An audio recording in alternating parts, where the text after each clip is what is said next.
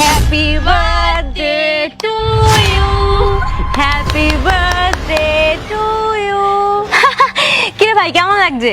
কেমন লাগবে? আর তোরা যা করলি, ভালো আর খারাপ কি? এবার মনে হচ্ছে তোর বার্থডে, এতক্ষণ না মনেই হচ্ছিল না, কি বলিস তাই না?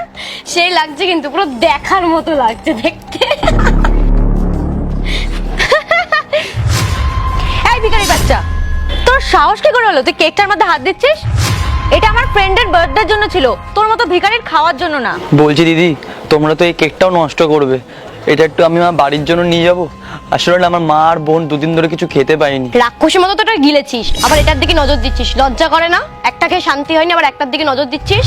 ঠিকই বলেছিস তুই, এই ভিখারিগুলো না এরকমই হয়। আরে ছাড় না, বাদ দে না, নিচের পড়া কেকটাই তো খেয়েছে, এমনিতেও তো কেকটা আমরা নষ্ট করে দিয়েছি। এই তুই চুপ কর, তুই যে নিজেই টাকার ভাগটা কম দিয়েছিস, নিজে যদি বেশি দিতিস তাহলে বুঝতে পারতিস কতটা গায়ে লাগে। আর আমাদের টাকায় কেনা কেক আমরা খাবো না ফেলে দেবো সেটা সম্পূর্ণ আমাদের ব্যাপার। আর আমার কি মনে হয় জানিস তো, এরা না সত্যিকারের ভিখারি হয় না, ভিখারি সেজে আমাদের মতো লোকদের বোকা বানায়, এটাই তো এদের স্বভাব। বাড়িতে নাকি মা বোন দুদিন খায়নি, নাটক। সত্যি তোরা নাটকও করতে পারিস রে।